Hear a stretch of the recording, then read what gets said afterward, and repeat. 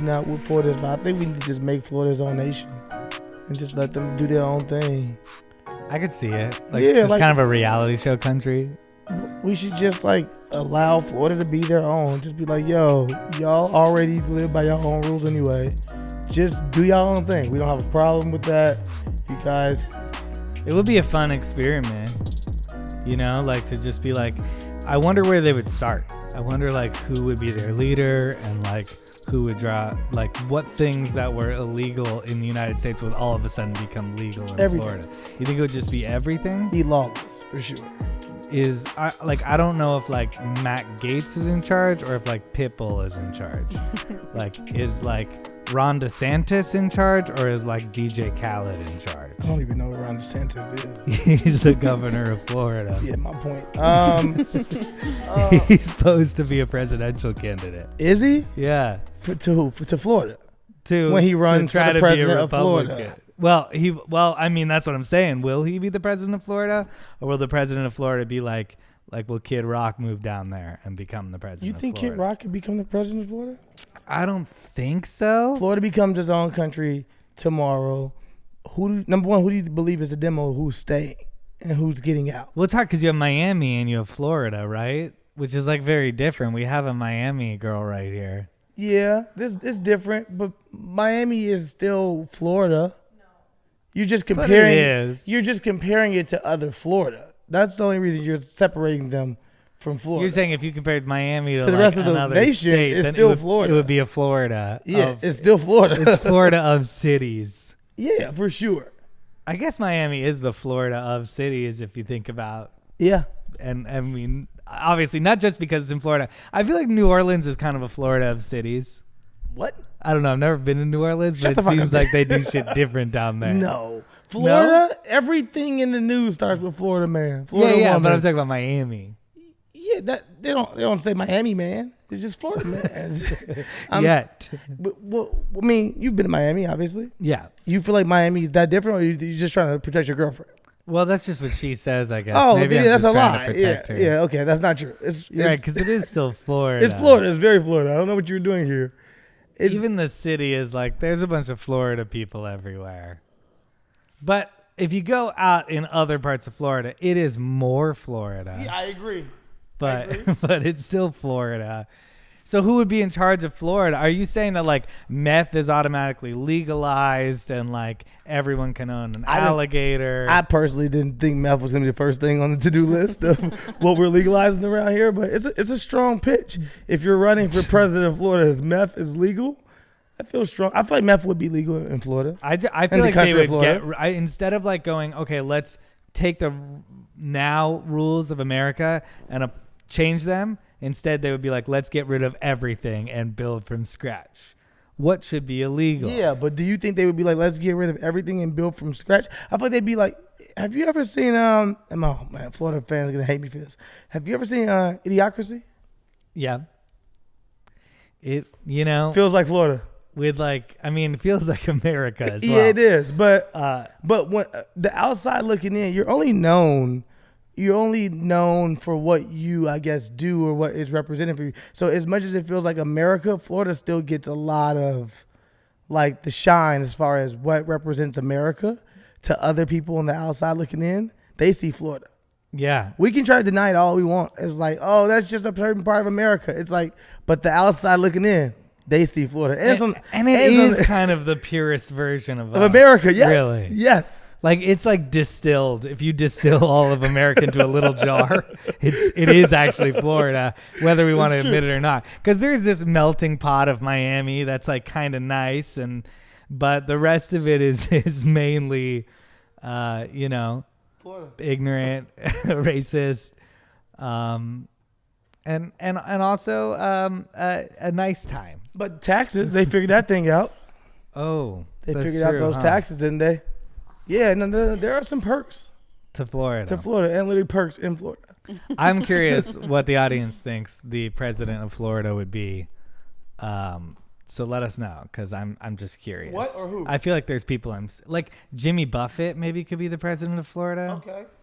It's like, I wonder, it's like if like an alcoholic teams up with like two partiers team up together, and you're like, oh, that's a good couple. They're both partiers, and then they're like, we're gonna have a family. Yeah. And you're like, oh, I don't know if you're cut out for that. That's how I feel about Florida becoming its own country. It's like, who's gonna like hold you together? But I think that's not our business. After we allow them to become their own country, we just walk away, and you kind of just feel okay with knowing that maybe you didn't do the best job at raising a child, but they still got to go out into the world one day and become somebody. They're still your neighbors.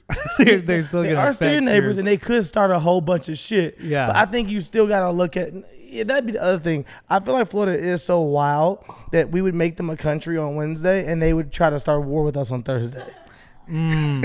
I also think that there's probably like some people in Florida who are like, give up all the rules. Let's like be total anarchists. That'll work out. And then the other half of Floridans, in order to overcorrect, will be like, no, we need to put rules in place in order to restrict everybody. So it'd be like fascist versus extreme comedy. But I think anybody that's like put rules in place is like, they'll just behead you.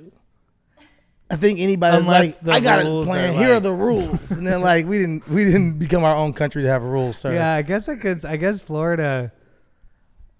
What is like? There got to be some traditional elements of Florida that are like, we follow the rules, buddy. Name it. Is that just racism? Is I guess what I'm thinking. They're like, we follow the rules. They're like, we're conservative about that. The Constitution told us to do it this way.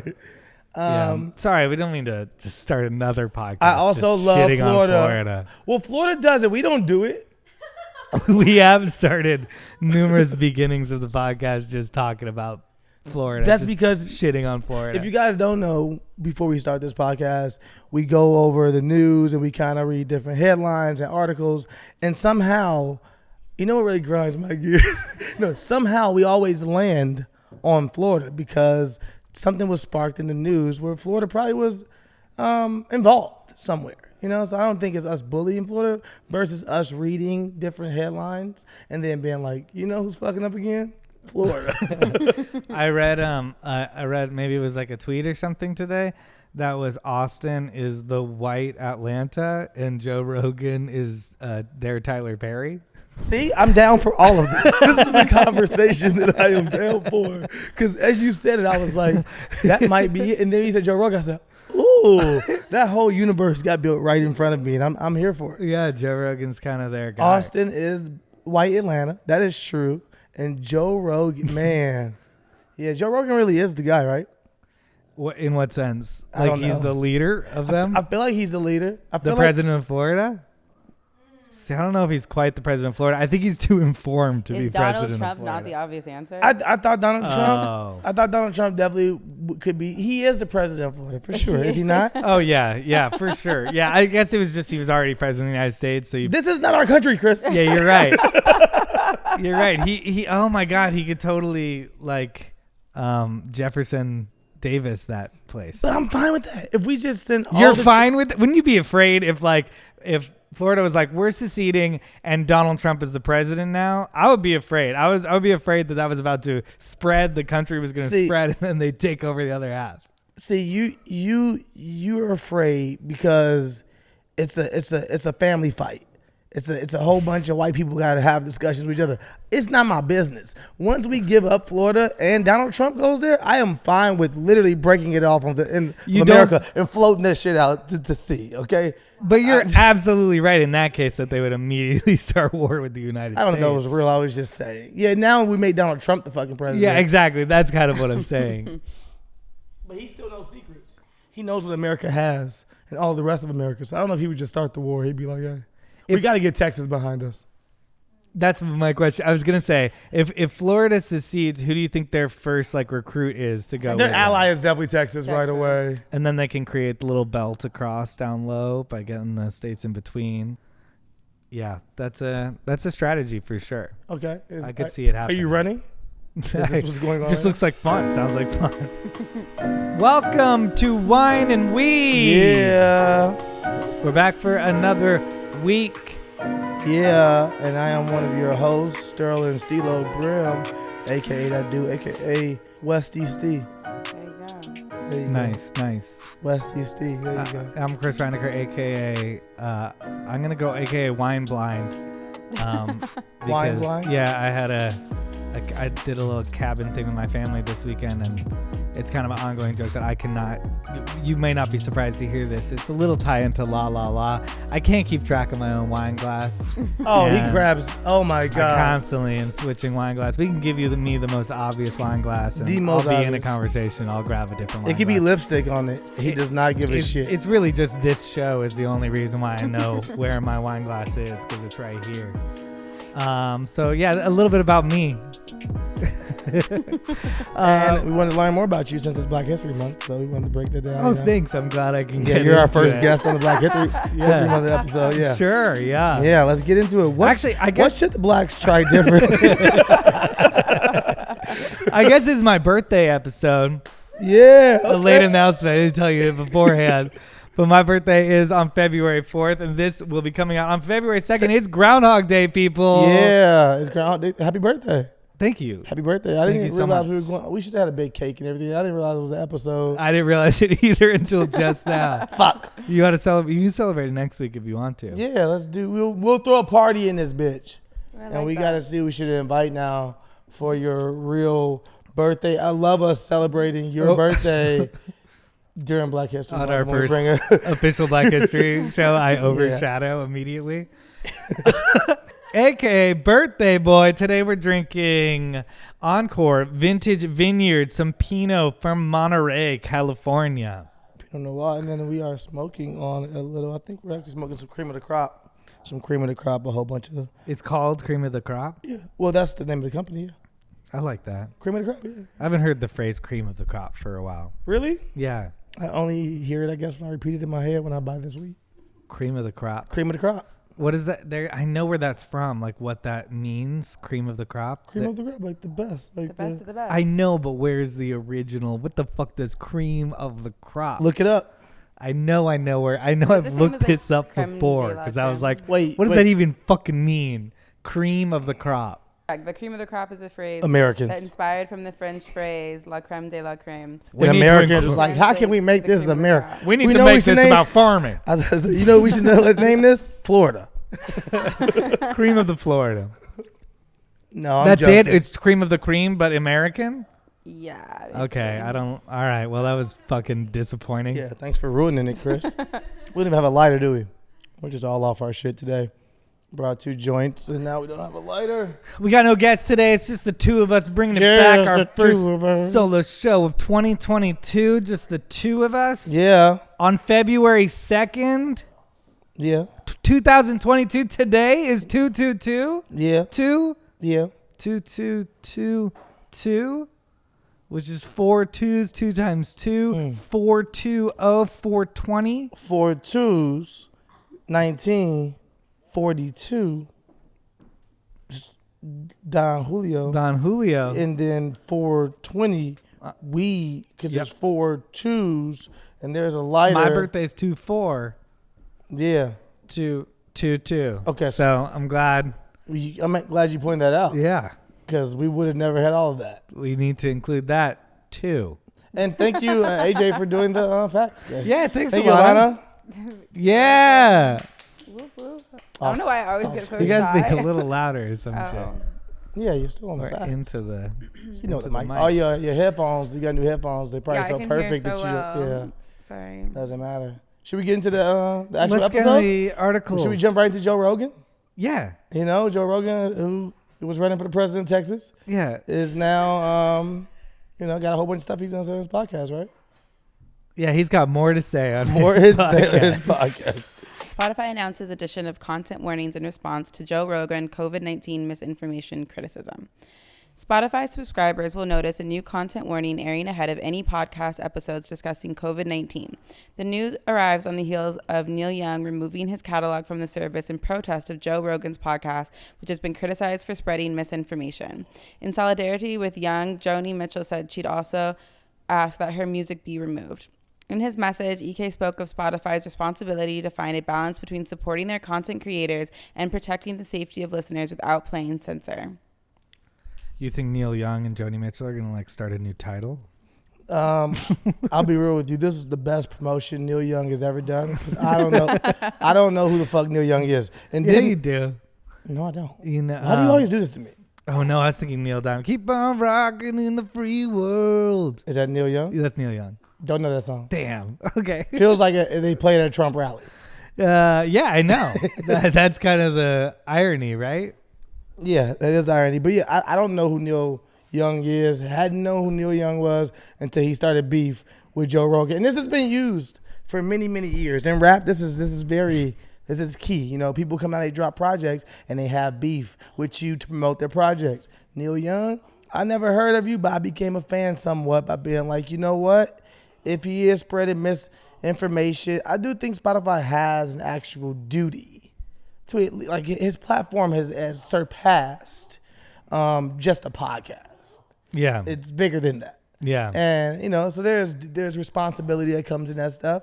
So, you know, part of me feels like Spotify, you know, has to make a statement, and then now them, I guess, putting warnings on different things. I guess that helps. But yeah, Neil Young, good move. I think his sales went up for sure, right? I don't know. I don't know how it affected Neil Young's career. I appreciated that not a lot of people, well, people in the comments definitely replied with like, I haven't heard of you for decades or stuff like that. But I thought it was kind of nice that Joe Rogan was like, I'm a big fan of Neil Young. I'm a big fan of Joni Mitchell. But yeah, I guess we didn't do some stuff right. Damn, Neil Young worth $200 million. I ain't never even heard of him, fam. Getting to the bag quick. Where is he? What is he in a group or something? No, he's Neil Young. Never heard of him. Oh, Also, there's something happening here. Also, like, What it are people streaming like Neil Young? Like, yeah, I think so. Neil I think Young's they're how old is all he? over 70 bar something? playlists. He Yeah. is- those are People are CDs. still listening to. Those are CDs for sure. Yeah, well, they're also putting. 76. 76. Oh, he's from Toronto. Oh, yeah, he's Canadian. Oh, okay. I fuck with Neil even more now. Yeah. He gets it. Well, and I get. Well, what do you think about Joe bringing on people who have contrary views to what the mainstream is? Like, in what obligation does he have? When he has, does he have an obligation not to have those people on? Yeah, what the fuck? Or does he just have the obligation to give this disclaimer at the beginner? All right, fam. I'm sorry. What do you think Joe does? We did agree to look up Neil Young's discography. Uh-huh. So I don't want you just to try to go past that as I'm doing that. Okay, sorry. I didn't realize that's what you were doing. Yeah, I'm looking up his discography, and he has no number one records. He has one gold record. How is he worth $200 million? And I ain't pocket checking you, Neil. I don't want no beef. Where are you getting 200 million? This site says 65 million. Okay, it feels like we're getting out. We'll get closer and closer. This site says Neil owes some niggas some money. He's broke.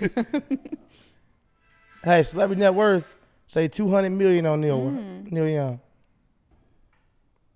He also wrote 45 books for adults as well as younger audiences over the course of his career. 45 bucks? I don't know. I mean, he's just kind of a old school artist and musician. Have you heard of Crosby, Stills, and Nash? Yeah. Okay, so he was part of that group. Oh, he's part of Crosby, Stills, and Nash? Yeah. Oh, yeah. I mean, these are giant bands from like the 60s and 70s. These are like, he's probably like one of the number one selling musicians of like the 70s. So it's like, and then those songs became such classics that they're all over the place. But You yeah, couldn't you're even right. name He those hasn't songs. had a. Well, I look at these songs and I am like, oh, Can't you make me feel bad? Rock You me can't like name a one song. hurricane. you Okay, know? there we go. I know. That's Here I a am. smash. Boom, boom. That's a smash. I know that record for sure. And funny enough, that is his like 15th most popular song. All right, Neil. You did what you're supposed to do, Neil. You got on everybody's podcast in a week.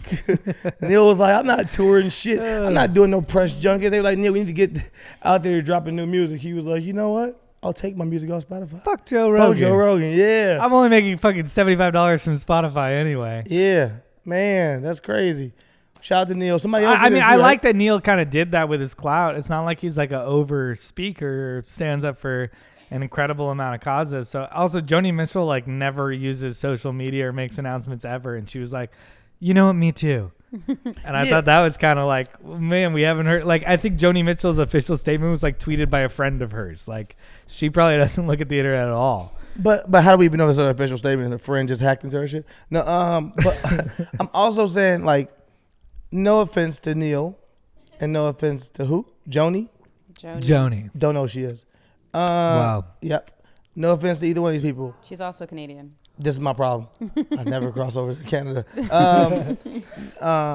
I'm just saying, in the world of relevance, do you need somebody with a bigger voice now, currently, to make a statement like this or to threaten it for Spotify to give a fuck, right?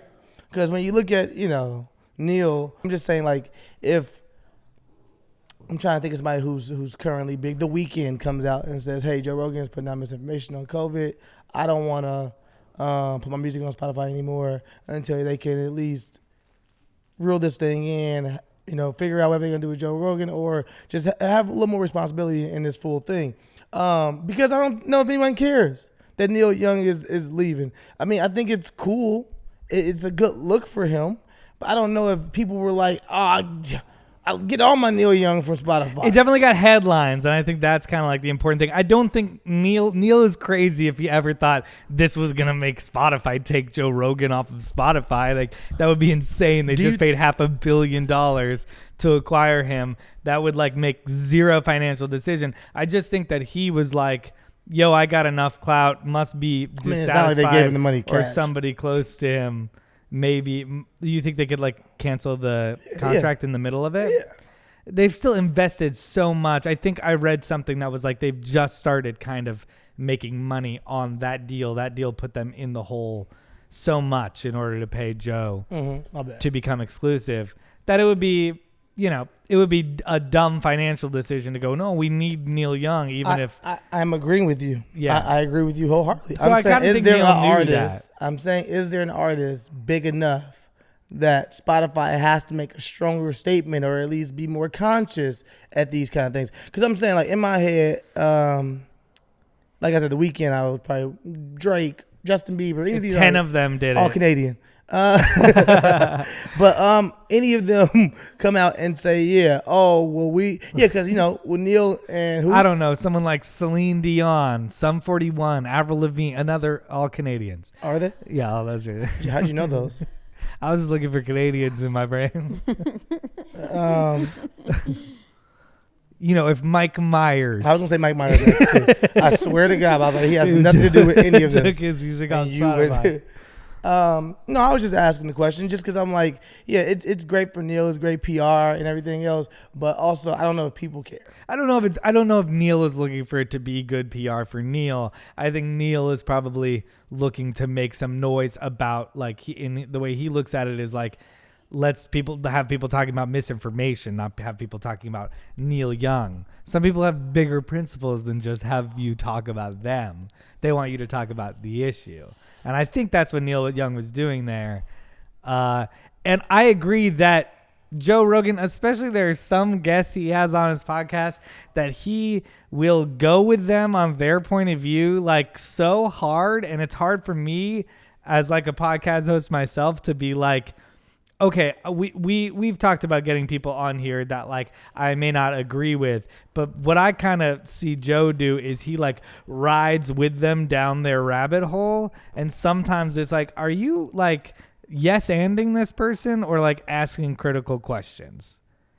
Yeah. And that's where I get bothered by Joe when he is like he said, well, maybe that means I need to have somebody with a quote unquote credible or separate point of view like the next day. And that wouldn't be a bad idea. I thought he, in his apology or whatever, he had some good ideas to improve his podcast so that if people are going, oh, Joe had an illegitimate or a person with off-center COVID theories, but the next day he had Dr. Fauci. Now we can actually be starting a conversation instead of just using this rogue person in order to get views, in order to get political support from people who agree with him. That's a technique. The other way is like, well, here's somebody who believes this, and the next day I'm going to have somebody who believes this, and I'm going to question them on each other's beliefs. That, to me, is in the spirit of good conversation. How often does Joe Rogan have people on his podcast who he just does not, like, they don't agree at all, they get into it a lot? I don't know. I've seen him be, actually question people on things, but then he'll have people like Alex Jones on his podcast, and granted, I don't really listen to Joe Rogan anymore. Yeah. And when I listen to him, it's interviews with artists and not really experts as people I want to hear about their journey, not about, I was only asking that because I was saying, like, Joe Rogan is he is in charge. He is the person running the show. Part of me just feels like he's probably bringing on people in which he likes or he wants to talk to about different things, obviously. So I don't know if I think it's responsible that I have somebody that can, like, fact check different things and make sure stuff comes across a certain way. But also, I don't know if Joe is looking to really get into, like, a debating podcast where I'm like, well, I think he is choosing the people in which, but I think he's choosing the people in which he likes and he backs, and he understands. He's not fucking stupid. He understands how big his show is and the platform he's giving. And you have Alex Jones or you have Proud Boy fucking founders and shit coming on the show. It says to me, these are the people I support. That's what it says to me. Well, sometimes, I guess, unless you're, like, there to have a, like Gayle King interviewing R. Kelly doesn't mean she supports him, but that's obviously a different circumstance. Yeah. Completely different circumstance. Yeah. That is literally Gayle King being hired to interrogate. Versus the Joe Rogan podcast. Yeah, to, like, come hang out and I'll support your idea. And I mean, and not that we want to become the Joe Rogan response podcast, but the other article we want to talk about was kind of a more specific version of that when he has Jordan Peterson on. And do we want to hit the article? Yeah. Joe Rogan says it's very strange to call someone black unless person is 100% African from the darkest place. Unfortunately, it's time for another Joe Rogan-focused headline. During a recent podcast interview with the often criticized conservative figure Jordan Peterson, the nonprofit watchdog organization Media Matters, the UFC commentating comedian made remarks about racial identity and skin tone that have since been called out as racist. The comments notably were preceded with Rogan's mention of author and academic Michael Eric Dyson, who described Peterson as a mean, mad white man. Depending on who you ask, either you're a voice of reason and rationality and personal responsibility or a voice of intolerance and bigotry and anger and hateful. Peterson then said it was a lie to call him white, stating that he's instead kind of tan and that Dyson is actually not black. Well, nothing's actually real. Is it, Joe? What I'm called white and you're called black? But what are these? Is my skin white? Is it white like my shoe? No. Or is black people's skin black? Is it no? Well, no one would actually be black unless they were maybe the darkest of African, but still that's not actually black. And this is all just a way to discount the black experience. This is Jordan Peterson, who he had on his podcast. He kind of sounds like Dr. Evil. But like that's what he was doing. His way of his way of going, well, nothing is real. Well, nothing is real. Race isn't. I mean, ass whooping you gonna black. You're right. I mean, that's what it feels like. That's basically what he was saying, and I was pretty disappointed to watch Joe Rogan be like, yeah, because black people don't actually exist, do they? It's just also like, who asked you two white motherfuckers to get in a room with each other and be like, let's talk about blackness? It's like there needs to be a responsibility. It does. It honestly does. Yeah. There is a responsibility that has to be there to say, hey, you know what? Us two white motherfuckers can't be in a room. We know millions of people are listening and promoting this when Spotify is backing you. Again, it's one thing if any of these people would just have a show they're releasing through a platform, right? As we release our show through Spotify and Apple and everything else. We don't work for these people. It's different when you become in business with somebody. You know what I'm saying? When you are standing on something, you're also saying somewhat that we're backing him in everything that he fucking does because we are in business with him.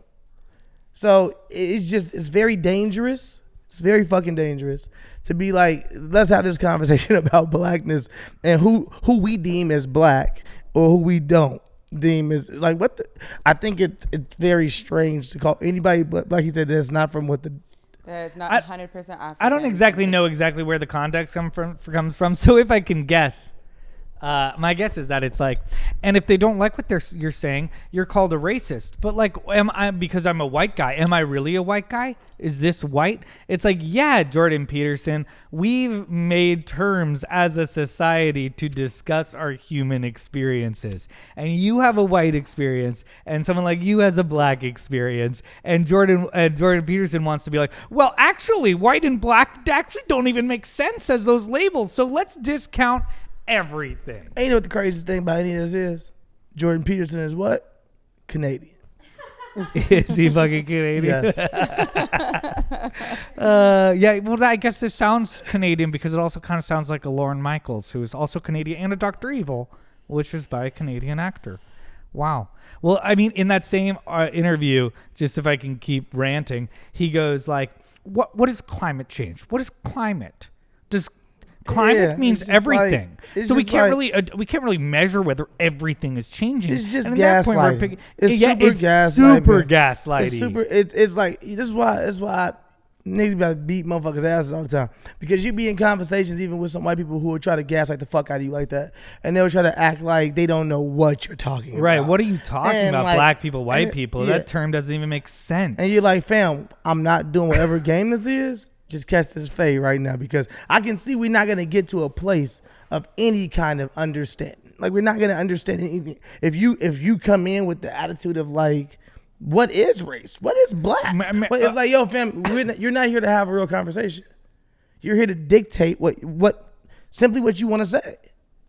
Like, you came on there, and that's not okay to be the host and be Joe Rogan and just, you know, again, I think that Joe Rogan brings people on there consciously, knowing I can't say certain things on my podcast. But you know what I can do? Is bring a motherfucker on who can say things. And not along. Yeah, and I mean, he like eats with this guy a lot. So that's why I just think I just think so much of their shit is off base, and gaslighting is the best way to describe it. Because it's just like, well, maybe that's your point of view, or maybe nothing is real. And you're like, wait, what? And once you convince somebody that nothing is real, you can convince them that everything then the you cult say starts. is true. It's true. That's part of starting a cult, is like changing what language is. It's super. I don't know. There is a responsibility. I think Spotify definitely has to. They have to warn people about COVID. They're starting with COVID, and they'll probably jump in and like be like, hey. And also, nothing else. Anything else he says, we don't want to be liable for what he says on this podcast as well. But like, there has to at least be that. Yeah. There has to at least be like, hey, what we're not gonna do is stop, you know, the right to the freedom of speech. Now it's not the First Amendment, and he has the right to say what he wants to. But at the same time, we do need to let you guys know we don't back every single thing that is said on this, because I don't know, it's just dangerous. It's irresponsible. Makes sense to me. Chicago man who spent 20 years in jail released after twin confesses to murder. Kevin Duggar's fate appeared to be sealed until his twin brother, Carl Smith, wrote him a letter in 2013 admitting he had carried out a murder. Kevin Duggar was convicted in 2005 over a deadly gang-related shooting and was sentenced to 54 years in prison. A gunman had opened fire on 3 people in the Chicago area. Mr. Duggar has long maintained his innocence, refusing a plea deal that would have reduced his jail term to 11 years. His fate appears to be sealed until his twin brother, Carl Smith, wrote him a letter in 2013 admitting he had carried out the murder. The siblings had dressed alike until the 8th grade and had impersonated each other for years. Their last names are different. You got a real life evil twin, nigga. Oh my God. Initially, the admission had little impact on Mr. Duggar's case, with a judge ruling in 2018 that his confession was not credible. Prosecutors said Smith had nothing to lose by speaking up for his brother because he was already serving a 99-year prison sentence for a home invasion. 99 years for a home invasion? Nigga, who home did he break into? He shot a child. Oh, shit. Yikes. He really has an evil twin. I'm just more. It's a couple of things. I'm thinking how fucked up this is. If you my brother, fam, and you know you did this shit this whole time and you didn't say shit. Now they did say that he wrote him a letter and what? It was 9 years ago though. Yeah. Or 10 years ago that he actually wrote him the letter and confessed. I was definitely all the way up here to the ceiling of how mad I was. And then when I heard he tried to tell his brother at least 10 years prior, I was like, the system also is fucked up. That it happened in 2005. He didn't write him a letter till 2013. I thought I said I wrote him before that. No. He was. Well, that's still 8. That's still 8 years is fucked. Super fucked up. No. I'm not disagreeing. Was he already in jail by the time he wrote that letter? Just curious. It doesn't say. Why? Well, were you trying to pin this on my man? No, originally I was gonna say, what if they had made a pact and they carried it out together? Yeah, but why you trying to make both of them criminals, fam? Why can't one brother be like, I really ain't on this bullshit that this could be on? I think the evil twin theory is actually more true because like this guy has a lot of points on the evil board. No, yeah. He shot a child. He also like framed his brother for a crime, which both of those things are truly evil. But if nothing else, I mean, it could be a couple of things. He had a plea deal. He probably didn't want to. He probably wanted to do his time. He wanted he cooperated at all. He had a plea deal though for 11 years. Yeah, but he said he wouldn't take it because if this is a real life evil twin, I'm motherfucker. I'll probably be the same person. If I know I didn't do something, I do not want that on my. I don't want that shit on my name. Yeah. I don't want you. I don't give a fuck about whatever else. If I know I didn't actually do it, I don't want that shit on my name. So I can understand him being like, hey, I don't want to get on a plea deal. I shouldn't be here in the first place. I didn't do this. For 20 years though, he was. 20 years is wild. Did it come up? I want to know if it came up in court that he was a twin. Like, did he use that as a defense? Because it would sound like such a crazy defense. But it would be nuts if it came back. Yeah, it wasn't me. It was my twin. I mean, I doubt that you also going in and being like my twin doing it. You probably just trying to beat the case and say you didn't do it. You probably focusing more on the fact that it's not me. Yeah. Versus my brother did that. Reasonable doubt though increases when you have a. It's still my brother. Yeah. I probably don't want my brother in prison in the first place. Yeah. So they tried to get it. In 2018. Which is crazy that he wrote, it took 5 years for it to even get seen. Yeah. Yeah. For it even to get seen. Then when he got seen, they told me he was lying. Yeah. He like, my fucking brother confessed with me. I'm lying. They like, nah, you lying. He had to wait on another judge, probably appeal again, another judge, and be like, he's still in prison and he is still there telling you guys, I did this shit. I don't know why y'all making me say it again. I wrote my letter. I did a whole bunch of things telling y'all I did it. Y'all still want me to. And now he's out. Yeah. But 20 years though? Life, it's just like not life is over, but it's like 20 years, and I'm guessing it's young years. No matter what, it's younger years. You threw away some of your youth. Gone. A lot of your youth. Gone. Possibly all of it. Yeah. Gone. And then you don't get anything from the prison system when they're like, "Oh, our bad." Nothing. Yeah, I mean, that's always, even when people are exonerated, they just get, our bad. Sorry. And we got some news people outside waiting on you. Yeah, maybe you can do something with that. Yeah. Maybe you become like The Bachelor. I doubt it, but good luck. Mexican cartels reportedly recruited drug runners on GTA Online. While studies have shown that violent video games do not directly correlate to violent behavior in the youth that plays them, a new report has found that real-life Mexican cartel members were using Grand Theft Auto Online to recruit drug runners. According to Forbes, in November of last year, the Customs and Border Protection officials in Arizona pulled over a Jeep Cherokee being driven by Alyssa Navarro. Inside the Jeep was almost 60 kilograms of methamphetamine that was being transported to Mexico. When Border Protection asked Navarro how she had gotten all of the drugs and why she was driving with them, she said it all started after she met a man while playing GTA Online. As explained by Navarro, she was playing GTA with a man who said his name was George. After playing a few rounds together, they eventually exchanged Snapchat info and later met up in person in Phoenix. Once they met in person, Navarro says George asked her to be a runner and transport electronic items in a Jeep from Arizona to Mexico, and he would pay her $2,000 per trip, with a rising rate depending on how many electronics she delivered. Navarro was then directed to meet up with a man named Alfredo, who loaded the Jeep with drugs and hid them in the car's fuel tank. While Navarro did agree during her interrogation with investigators that the interaction felt strange, she went through it with it anyways. Navarro has been charged with conspiracy to import and sell methamphetamine as well as possession. Wow. I mean, it's about understanding your demo. I feel like the person it really is. I feel like the person they feel like GTA, y'all already making bread off the cartel anyway. Y'all making hella money off the cartel just off the fact that like San Andreas, they make these. No, I'm saying like they just by like lifestyle cartel fantasy. They fantasy. You take what you believe is our lifestyle and everything else in between, and you make it into video games. Yeah. So for me, it's like that person that's wanting to be in that fantasy, you can probably lure that person in to be a part of this fantasy now. So even though she said it felt sketchy, she still went through it, and they probably know that. The person that's online playing GTA and living in the fantasy nonstop of like, oh shit, this is the world I really wish I was in. It's probably easier to get that person. Hey, especially when they're on all the time. All the time, It's like, hey, and it's some bags. You making some racks real quick. Yeah, you want to, switch lives. Do your regular life, but in real life, because your regular life at that point is just playing GTA. And you just a runner. And your hair, you ain't even doing that much. Damn. And then they just got caught and just snitched right away. Is right that what away. The end of that is they were like, I'm sorry, I was just trying to play GTA. I'm cosplaying. Yeah, but they're real drugs going to real people. Yeah, it was this guy, Alfredo. Do you think video games were you a part of that movement during the 90s when moms all got together to hate on video games? They were like, video games. Eminem. It was Eminem and video games. Yeah, those Marilyn were the two. Manson. Marilyn Manson was a thing too. Yeah. These were the motherfuckers taking over America in mom's eyes. That's the reason that these kids are in trouble. Do you think video games actually had a real influence?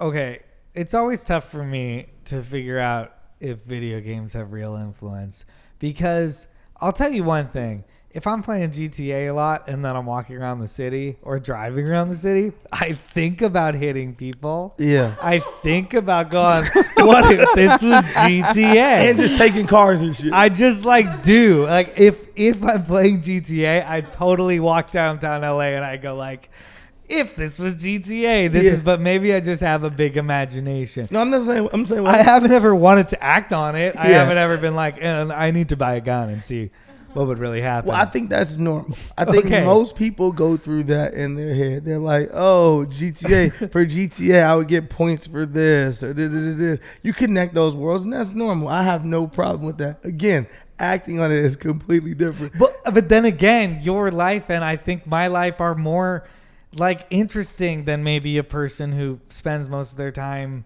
inside, like working a job they hate, fucking playing video games to get out. So maybe there is less of like, I mean, part of me is like, oh man, what would happen if I just GTA'd? And then I'm like, you lose your whole life, which you like. Yeah, but we've always, I mean, GTA's been out for forever now. Yeah. I mean, you played GTA early on, right? Yeah, probably like 3, probably when I 3. was probably Started playing 3. Yeah. Yeah. Okay, cool. That's one of the best ones. It is. Yeah. Absolutely. We get into some nerd talk on this show. That's one of the best ones. But in my head, oh fuck, I got high. I forgot where I was going. Shit. But are you saying you up till this point it hasn't happened that much? No, I was saying my life wasn't always interesting. So in my head, when I did play GTA back when my life wasn't interesting, I still never did the fucking. You okay over there? Yeah. That was her moving the mic. I was like, there's an earthquake happening. No. Okay, that is. No. You didn't feel anything? That was all mic movement? Yeah, I didn't feel anything. That's you. Yeah, now I'm just. Okay. Just want to make sure. We're still trying to figure out fucking sound. You gonna start a new sound? I was just saying, is that what it sounds like? All right, cool. We got it. Are you saying that this whole time the GTA? I'm just saying, like, that stuff never really influenced. Yeah, no one's stolen a plane and like tried to land it on top of a building.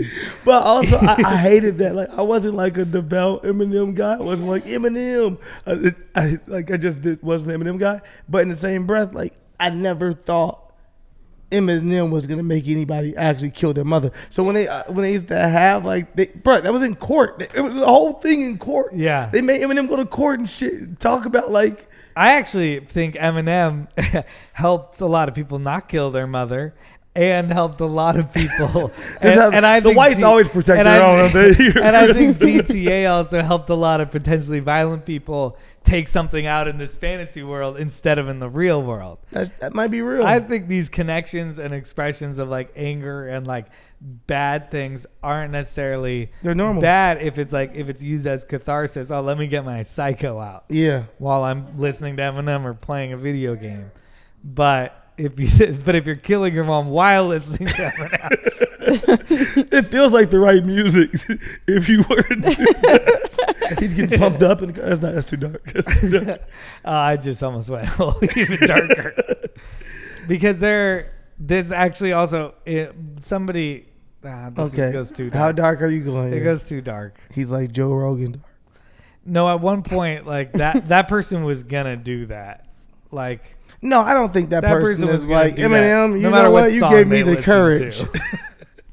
I don't think that person is definitely being inspired by Eminem enough. I think that person, was going to do that. I think that person everything isn't correct. Yeah. And whatever's going on mentally or whatever, but that person will do that. I definitely don't think Eminem pushed him over the edge. I want to see a chart of how many GTA. murderers he's made versus how many murderers he's saved. Ooh. I wonder what it would be. It is always. They came up in like this commercial. Eminem saved my life. Eminem saved my life. I killed a guy because of Eminem.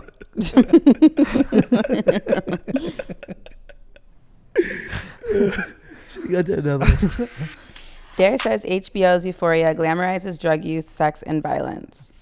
No. Dare is calling out HBO's hit show Euphoria for its depiction of drug use, sex, and violence. Rather than further each parent's desire to keep their children safe from the potentially horrific consequences of drug abuse and other high-risk behavior, HBO's television drama Euphoria chooses to misguidedly glorify high school student drug use, addiction, anonymous sex, violence, and other destructive behaviors as common and widespread in today's world, Dare said in a statement. Established in the Dare said it would like to consult with representatives of the show to present its concerns. It is unfortunate that HBO, social media, television program reviewers, and paid advertising have chosen to refer to the show as groundbreaking rather than recognize the potential negative consequences on school age. Is that like negative, but with niggas? As a negative. The potential negative consequences on school-age children who today face unparalleled risks and mental health challenges, the statement says. Threw me off right there. Your accent came in strong. Negative. Dare coming in. We're still here. Euphoria needs to respond back to Dare and just say, "You're not our demo." That should be their whole thing. Dare, you're not our demo. I also agree with Dare. And that's how I know I'm getting old. Because I watch Euphoria, right? You watch Euphoria? I've seen Euphoria. I'm familiar with Euphoria. Euphoria is on, so I understand Euphoria. What's wrong with Euphoria? Euphoria. Euphoria is on in my household. It's a different version with just 40-year-olds. Euphoria.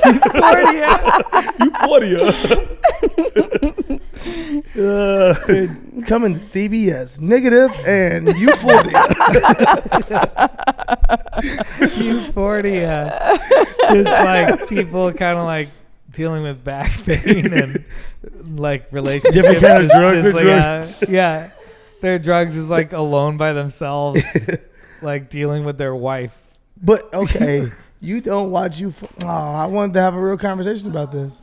I think I can still have a real conversation about it. You haven't seen season 2. I don't know if you can. I know how crazy the storylines get. Season 1, you at least felt like there was storyline. You felt like, okay, I know what stories I'm following. It feels a certain way. It's a lot of sex and drugs, but cool, whatever. I'm watching the stories. Stories are good. The writing is good. Cool. Season 2 is just straight fucking. Yeah. Season 2 is just like how, and then this is the biggest problem. We've had this conversation.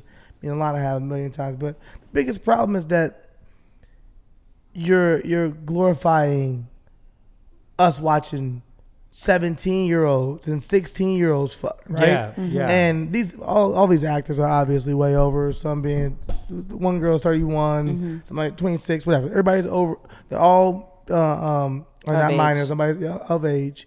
But this is still the story you're telling, and there is no real difference between you telling the same exact story and making them 18 or 19. So we don't understand why you must be, oh, we're gonna show you all into the high schools, and it's really, It is. I it's think kind it of aggressive. yeah, It's really aggressive. We were having this conversation of like what that kind of media where it's like high schoolers are into sex, and we were talking about 90s and 2000s media initially of like everything was like barely legal and like countdown till she's 18, and like what kind of culture that creates, and it creates like a weird pedophile culture in a way, you know, like even when going through puberty and being like, let me look up some like sex and stuff like that. Like if we didn't have images of like, we don't have images of actual high schoolers out there, we have images of people playing high schoolers, which just like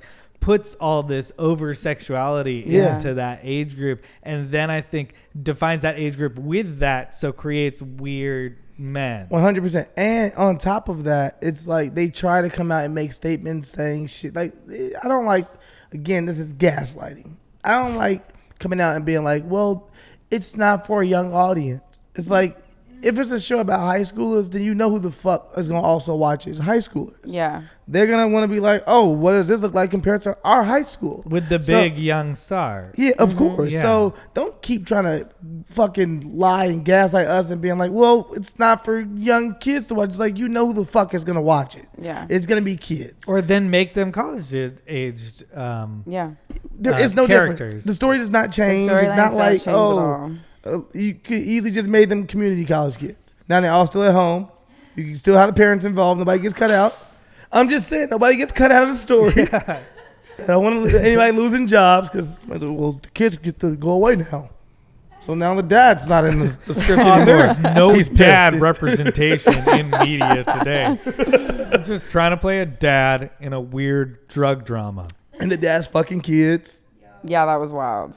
Oh, the dad's fucking kids. Oh, so you 'Cause don't then watch that, like, One. that also like makes that weird guy They who literally- has those instincts in the suburb in, you know, Ohio go like, yeah, I mean, they fuck kids on Euphoria. Yeah, and they tried to Kevin Spacey us too, on the fucking on the season. Like with it went from the dad, you know, fuck the young girl. He said he didn't know how old she was. Then she was lying on season 1, but ends up then just being like, oh, I'm gay. This is all just this built up frustration of me being gay. It's like, nah. No, we're Let's supposed go back to- to you fucking the kids, fam. Don't try to just make this a gay story and we forgot. Like about that makes that okay. that whole thing you did in season 1. No. Now he's like, I'm gay. Everybody calm down. Everybody's And they're like, trying to be oh. empathetic with that character. I think I don't even know what the writing is really going for this season. It literally just feels like every 2 minutes is like somebody's talking, now somebody's fucking. Yeah. It's like drama gimmicks where they're like, there's drugs and there's sex and there's... The best episode of Euphoria is part 1. Was it part 1 or part 2? Okay, so before this season, during quarantine, there were 2 like specials that were like an hour and some change long. One dedicated to Rue, and the other dedicated to I'm not forgetting the name. What's her name? I'm bugging. Yeah, Who are you? Rue. What? Why? Wow. Jules. Jules. Yeah. Wow, we all go blank. Okay, thank you.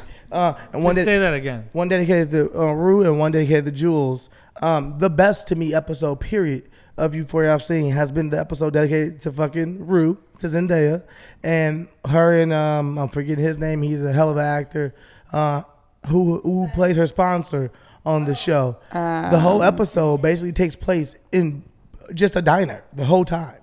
Of them having this, and you just watching 2 fucking actors just do an amazing job and go like the script is really good, and I'm like, more of this. Coleman Domingos. Coleman Domingo, yeah, yes, Coleman Domingo, he's an amazing actor. But I watching this, I'm like, why not more of this? This is, you're showing you can really write. This is really good TV.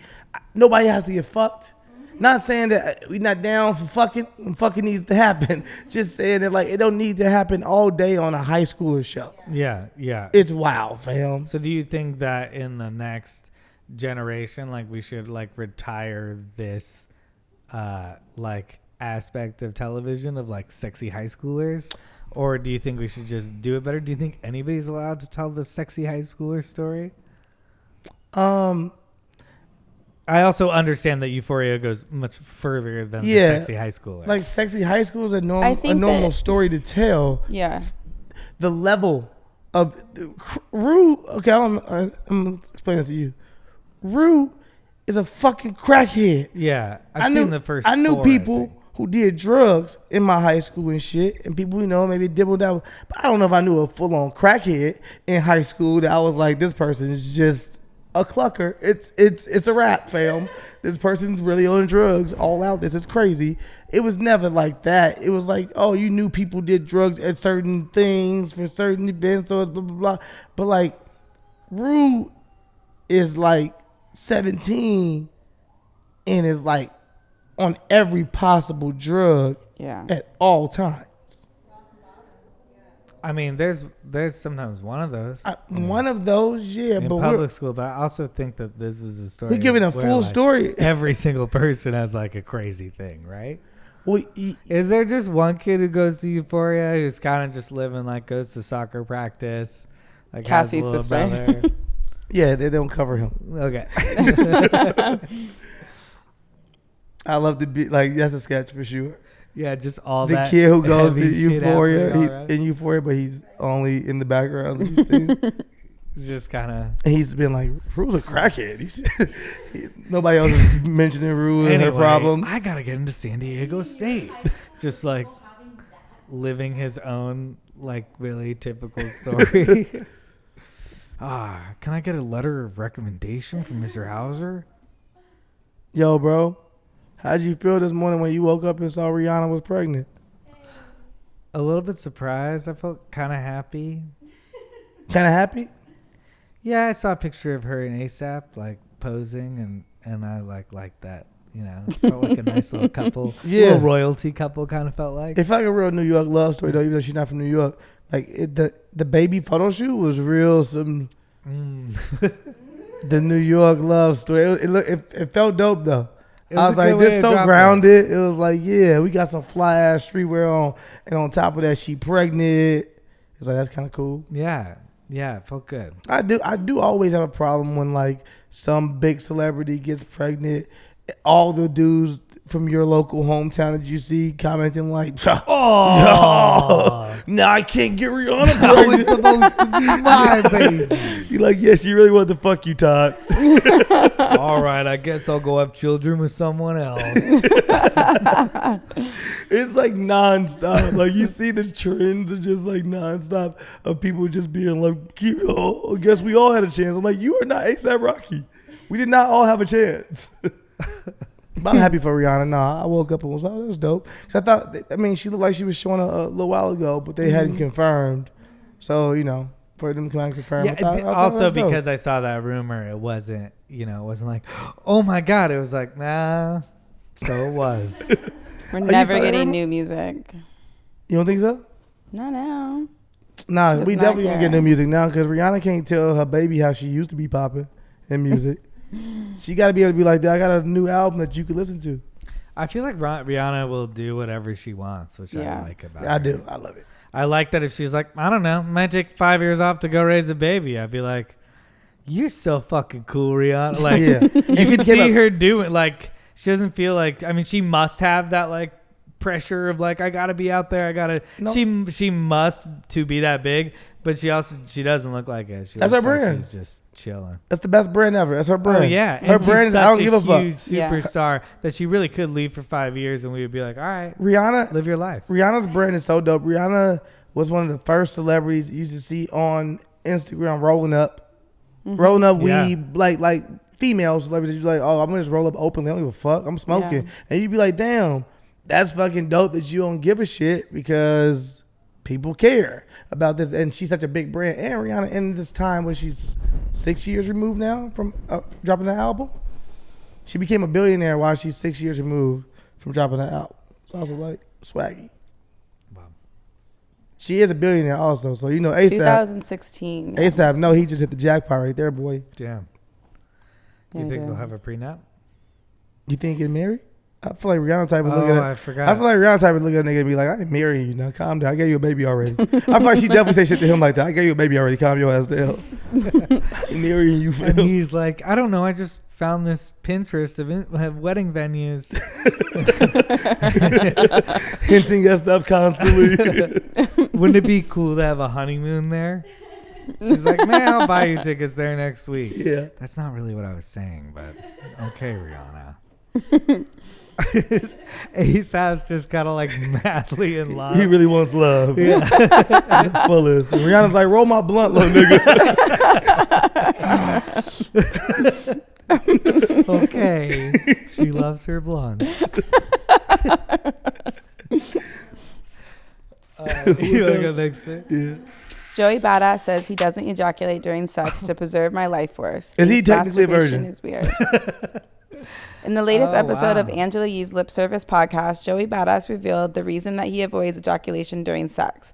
When the topic of oral sex came up, Joey mentioned that he'd prefer not to ejaculate and was asked if he meant full stop or just while receiving oral sex.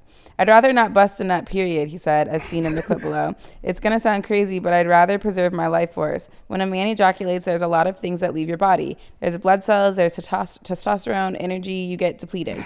They say it's like an equivalent to running 20 miles when you bust a nut. Everyone on the podcast, including There's a lot of fat niggas that disagree. expressed confusion as to how he knows when sex is over. I've been doing this for like 2 years, he continued. I just hold it. The thing is, I've once been you having don't sex release, for like 2 years now. I think I know how to have sex. the thing is, once you don't release that big ejaculation, you kind of come a lot of times. That You big have multiple ejaculation. orgasms. First of all, the wording is crazy. That man did not go on quote saying big ejaculation. Did he? Look, Huh? I think He said big ejaculation. I think he's Yeah. either look. Wild. He's either found what he likes or he found what he needs, and that's fine. Joey Badass, if you don't want to ejaculate every time you have sex, that's fine. You go and that's the right thing to do. Yeah. And that is how it should be. Anyone who's not is not preserving their life force. Is like, it's okay, dude. We can't all come all the time. Don't stress, dude. Don't stress out. I get it. Sometimes you want a blowjob, you don't want to come. That's fine, man. You're not preserving your life force. You just didn't come.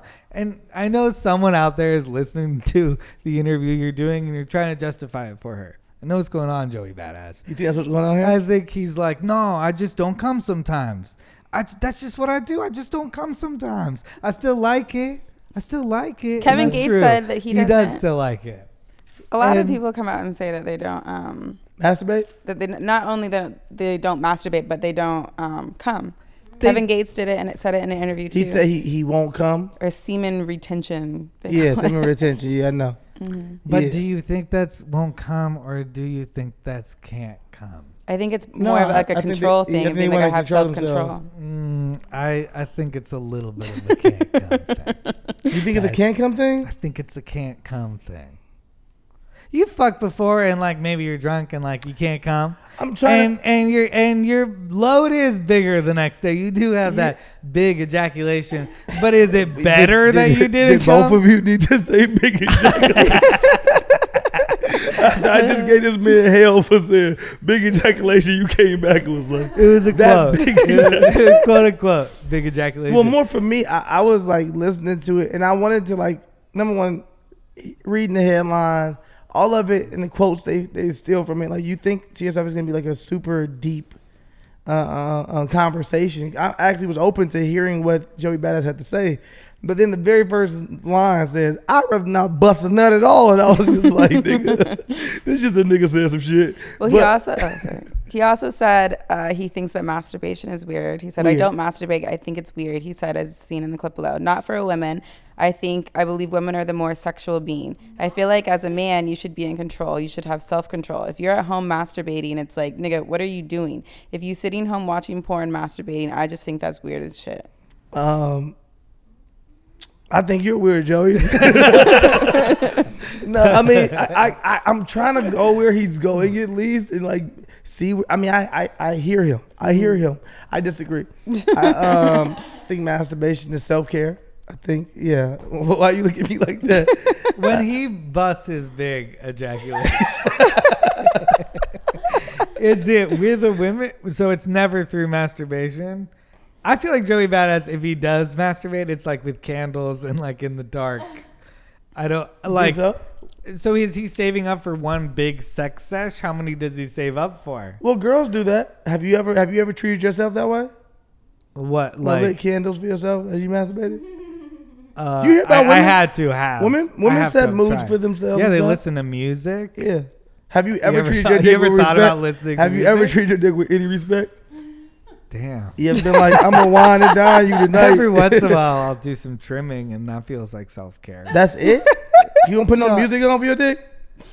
For my dick? You don't take care of your dick? Dick music. That Joey Badass is gonna have a big problem with this. He's gonna be like, "You romanticize your own dick."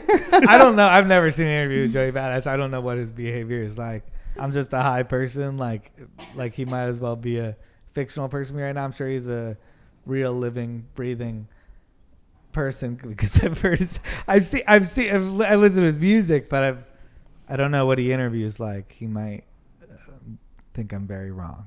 He's a part of an Oscar award-winning film. I know he's in that film as well. No, I thought it was gonna be a little deeper of a conversation, and he was just like, "I'll be saving my nut, man." 2 years of saving my nut strong over here, and I was like, "All right, I guess, bro." I just don't know why you need to get interviewed about that. I think you gotta release with your partner. You gotta put that in there. Or maybe he's like, "These bitches don't mean nothing. These bitches don't deserve this nut. I'm gonna hold this nut." But I also think maybe deal with that too, you know? Imagine the first girl he deems deserving of the nut. Oh my god. That's what She's I'm stuck to the wall and shit. Spider-Man. What else scary as Spider-Man? Inside the lab that's keeping frozen bodies and heads of 200 people.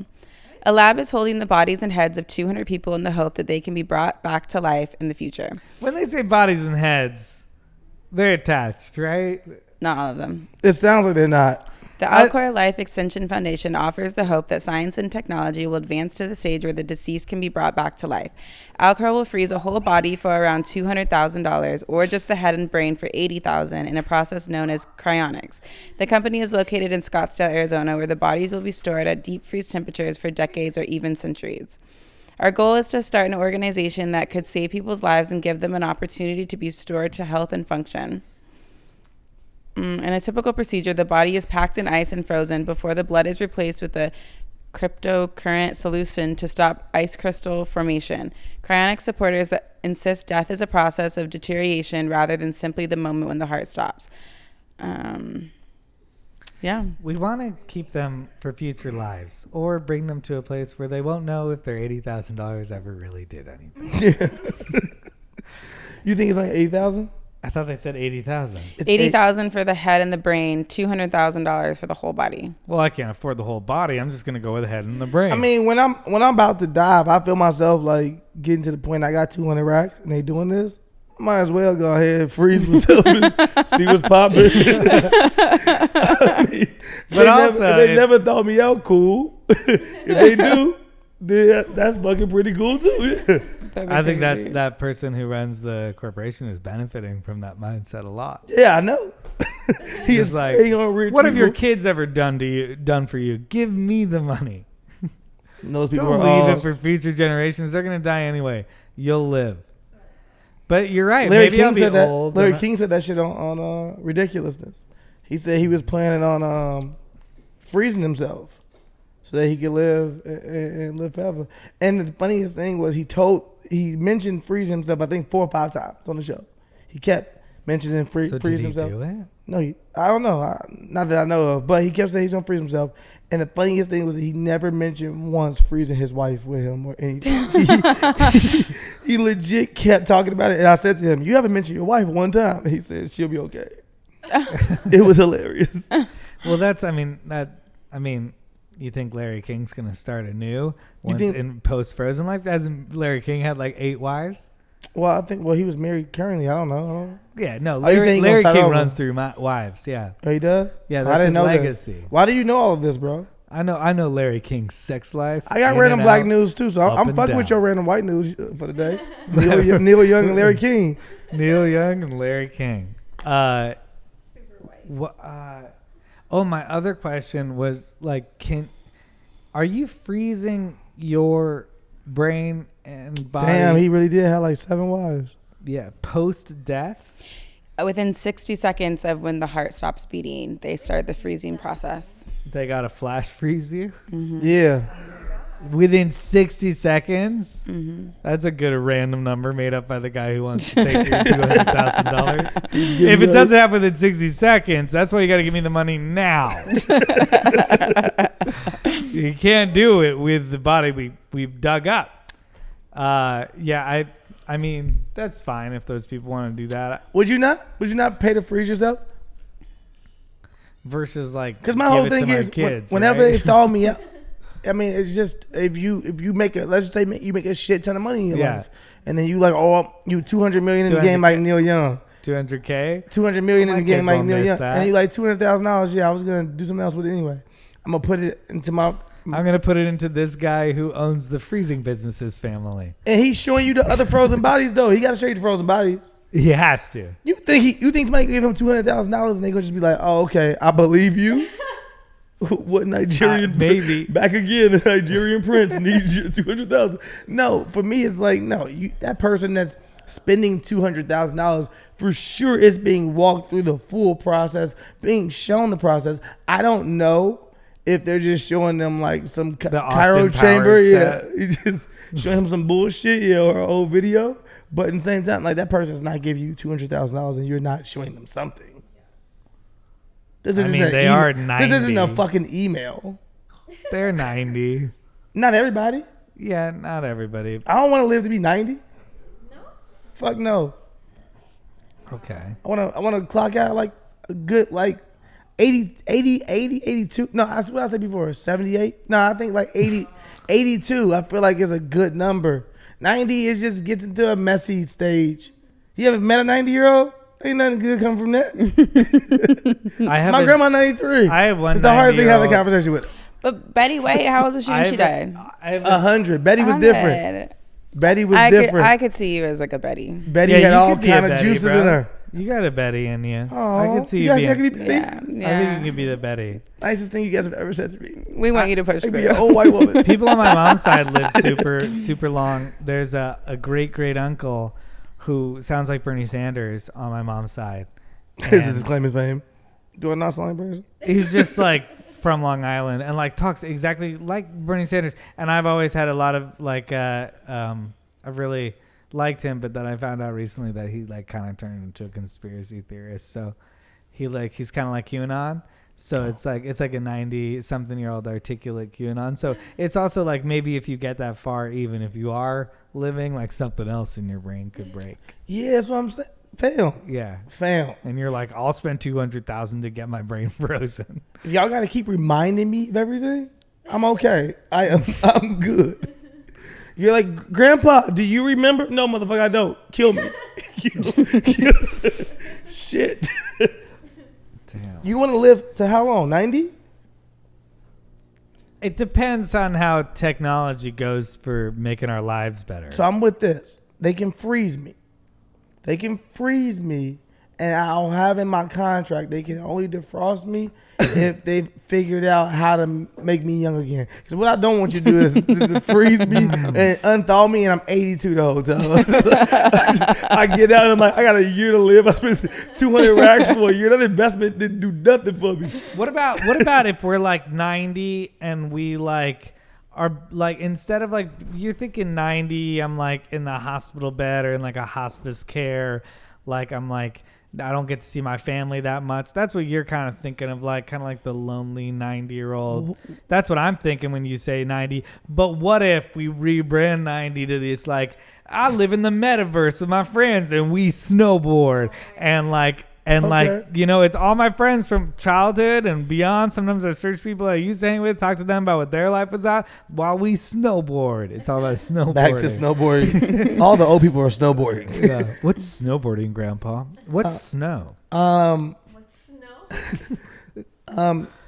You're saying now, or you're saying in the future? I'm saying by the time we turn 90, aren't we going to be in a cool little metaverse land where like I think we'll still have access to the real world if we want to come outside. yeah, we will, but like life won't be as bad because we'll get to like play GTA. Yeah, I'm not saying. Do you think you'll still be playing video games at 90?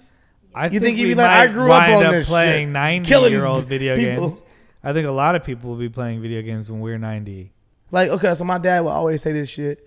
He'd be like, "Oh, what's classic music to y'all? Kids ain't got no classic music. What you gonna do is be 90 and be like lollipop, best."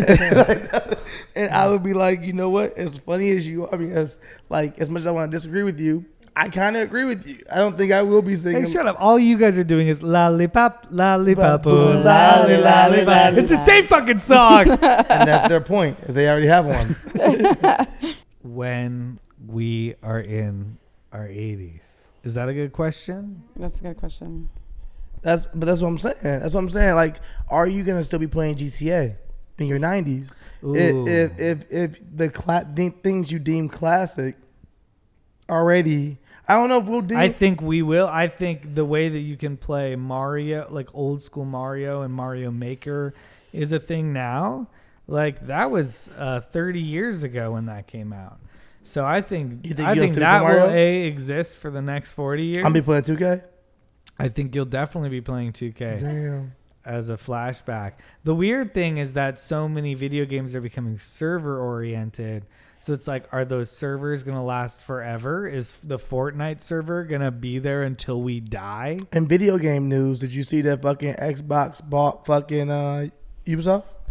Is it Xbox bought Ubisoft as well? There's a lot of video game news. No, so Ubisoft is what called Microsoft bought Activision. I'm sorry, I meant to say fuck it. Well, I say Xbox. Xbox is Microsoft. Oh yeah, Microsoft Xbox. But I meant to say Microsoft. Yes, but they bought Activision. And today and Sony bought. But Sony bought. They're kind of putting them in place in number 2. Yeah, Sony was like, okay, I guess it's no choice now. That acquisition of Activision was so big. It's like the biggest. Isn't the biggest deal in like, it was what, for $75 billion? It was. Yeah, look up that article because that article is interesting. Because Sony did buy, they purchased today for what, $3.6 billion, but of the original people who made Halo, but they don't get the property of Halo. Microsoft will acquire Activision Blizzard for $68.7 billion. $68 billion. And that Activision makes the Call of Duty games. They make Tony Hawk Pro Skater. Yeah. They make Crash Team Racing, Nitro Fueled. Microsoft basically just purchased all video games. Not for real, but it's such a big company. And Call of Duty has been for PlayStation and Xbox and other consoles. And now by Microsoft having the ownership to Activision, I'm guessing this means there's no more Call of Duty for PlayStation going forward. You think they'll keep, but there will be for PC probably. It'll be for PC and for Xbox, but not Switch. Well, I mean, Switch was kind of in their own lane on all this anyway. Yeah, and they'll still license it to certain people. And probably. Rockstar Games is a different game company, right? Because Rockstar Games has the GTAs, they have the Red Dead Redemptions. Yeah, that's different. Rockstar is different than Activision. Okay. Because a lot of their games, they haven't created new games. So, like, they've moved very server-based. And that's kind of where my question lies of, like, it's going to be... we're going to look back at this podcast in 20 years, and we're going to think we're stupid. But I think it's kind of all server-based in a way. The way that these server-based games, like what GTA has become, like Fortnite, like a lot of what NBA 2K has become, is like it's not about the game reinventing itself. It's about creating a new season. Yeah.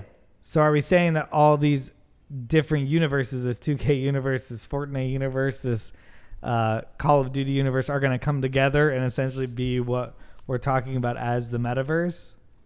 Maybe. I mean, like, is that what Microsoft is doing right now? Is making a kind of like big play to be a big player in the metaverse? That could be ultimately there. I mean, I don't know what exactly it means. I don't think anybody knows what it means. Yeah, I know that on a very surfacey level, it means they own Call of Duty. and that brings you billions of dollars each year guaranteed. If you drop just a fucking updated version of it. So, but there's also a big play in the fact that they're trying to become a competitor in this space we don't quite understand yet, which is the metaverse space. And like by Facebook, going into the metaverse space, another way you could go into the metaverse space is through gaming. So this future we picture that has us all living this like fictional life laid on top of this life. Like, I think that's what Microsoft is trying to do by acquiring, gaming things through Xbox, through Microsoft, and announcing it so wide, not as Xbox, but as Microsoft. Feels to me like they're trying to open up their little metaverse. No, I mean, I think it could be all of that. I just think also, again, starting with the properties that you have just in Activision, it just gives you so much more room to also close off and the strong. I don't think that I think maybe you want to push it out of business if you can. You're gonna push Sony out? Well, I think you want to if you Xbox some way by you purchasing fucking Activision and Call of Duty. It just feels like it's them being like, well, we're not making any more Call of Duties it's such a big game. And if you make it where now we don't make any more for PlayStation, you have to look at Xbox. People are legitimately addicted to Call of Duty. I don't know video game business very well, but why is it that things are available for both Xbox and Sony? It's because it's an independent developer. Yes, it's right? an independent developer, and so you can license it. To you can license it to whoever you want to. Yeah, but now they're saying Activision can't do that because they belong. Well, no one's saying not sure yet. I'm saying that Microsoft owns it now. Why would you give your competitor something you own? For the joy of gaming. No, fuck out of here. For the joy you don't spend $70 billion for the joy. It is interesting. I always think that I feel like Xbox and PlayStation tend to share games, but the Switch is on a whole different system, and that puts them as outliers in that sense. But if everybody's on their own fucking system, I wonder who wins. Detectives involved in investigation of Lauren Smithfield's death suspended. Bridgeport, Connecticut detectives Kevin Cronin and Angel Lanos were involved in the Lauren Smithfield's case have been suspended, according to a statement from the city's mayor. The mayor said that the detectives have been placed on administrative leave after showing a lack of sensitivity to the public and failure to follow police policy.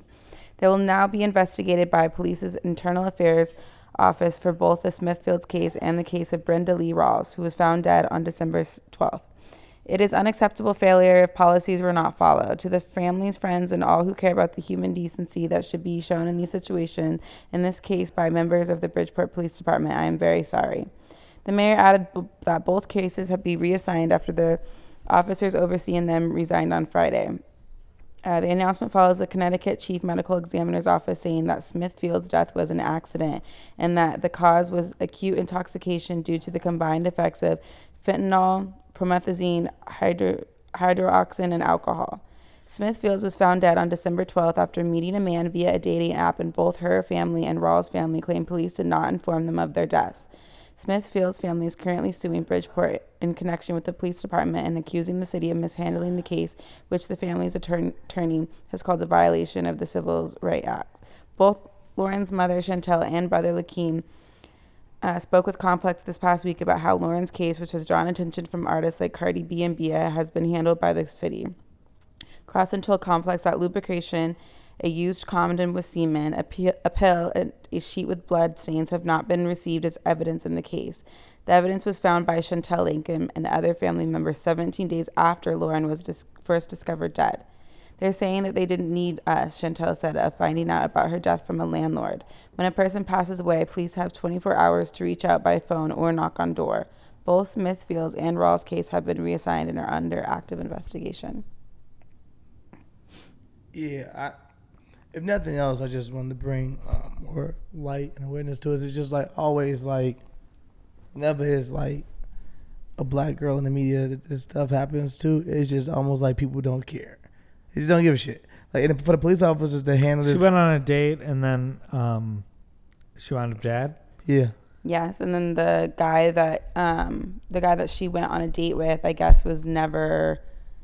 He wasn't even. They didn't investigate He anything. wasn't as a person of interest. They called it an accident. Called it an accident. Yeah. And what was the accident that they called it? Because there's blood everywhere. No, well, that's another thing. The family said they had to go do their own research and find that. Oh, for the blood themselves. wasn't even registered as evidence. No, they said they didn't even and they didn't even tell them within 24 hours. They didn't. They found out from a They didn't reach landlord out. that she was dead. Yeah. So yeah, the police didn't reach out to their families. It just wasn't handled with any care. They just didn't give a shit. They just were like, "Oh man, found a dead body, and we don't care." How you not? At first thing, gonna be like, "Okay, who was the last person with her?" It's just because If nothing else. And like rest in peace. But when what was that girl's name from Colorado, Gabby, or something? When she went missing, it was like every single news article was about it, and there was just all this like publicity around this missing woman. But like when a black woman dies and the police don't even investigate the date that she, like the guy she met and went on a date with the night before, like He was a white man. and He was he's an older white and there's man. just there's no coverage of it ever. It's like a white man in his 40s. I think he was even older than that. Let me see. What city was this on? It was in Connecticut. It sounds like these two people are completely incompetent. It Yes. just sucks that, like, you know, as everybody knows, the first 48 hours of a case are when you gather all of the evidence. So now that we're replacing these guys for all the cases they're incompetent with, And you got to think about great, cool, but like fuck these guys fucked it up for anybody who experienced injustice during those times.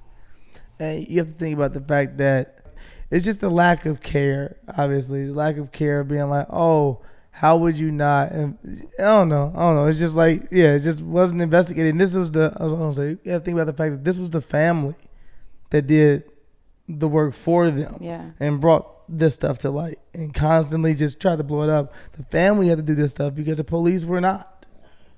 And they only are doing it now because they got called out publicly. Yeah.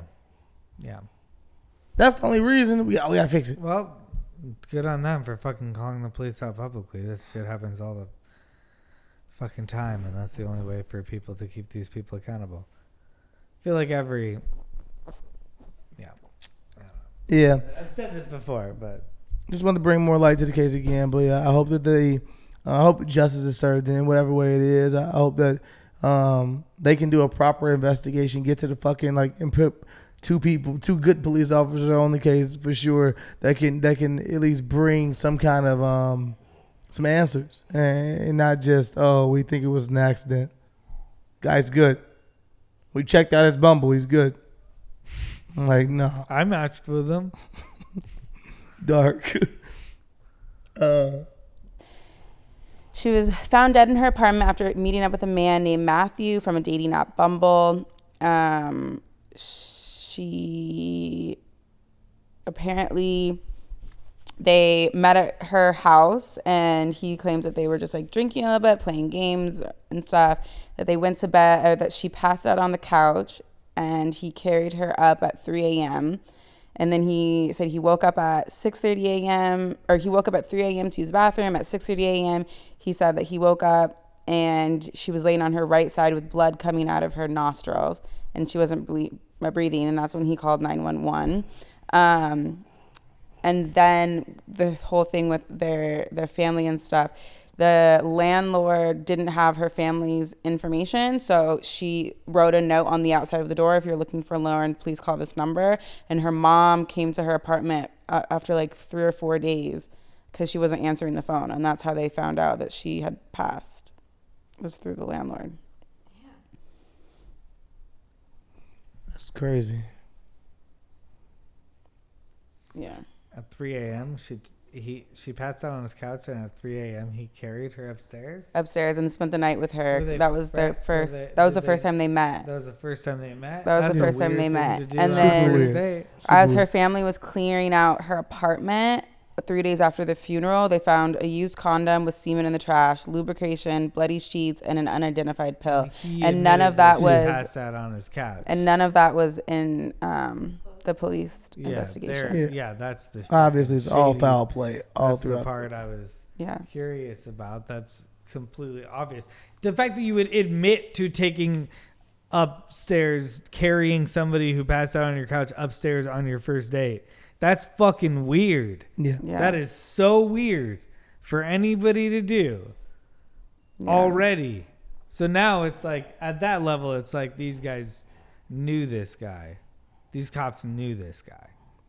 Like, how the hell are you going to get that as evidence? The guy admits that he took her upstairs at 3 a.m. and then she bled to death. I don't know if they know the guy or anything like that, as much as it's just like black women just get ignored. Black women just get ignored. They get treated like they are the lowest of lows throughout media, throughout every fucking thing. What happened to you? I'm so sorry that happened. We don't care. So it's not that those individuals are being like, we know this guy. We know this guy is white. That's enough for us to feel like we know him. And then secondly, we know she's a black woman. We don't care. Yeah. He's the main character that this is all happening to for them. He said he gave us an alibi. Did he? Did he really? Or did he just? Oh, or is his alibi fucking creepy? Even his alibi is trash. Even his alibi is weird. But for the family to have to do their own investigations and find stuff is crazy. This is why motherfuckers say you ain't good at your job. Because you're not good at your job. Yeah. Not for no other reasons. Nobody is just making up shit and putting it on you and being like, yo, we want to change stuff because it's just too perfect around here. It's that you're not good at your jobs, people are saying. We just want to get better people at these jobs. Yeah. And maybe more people who... We're not saying give more tickets. We're saying hold people accountable, look into cases.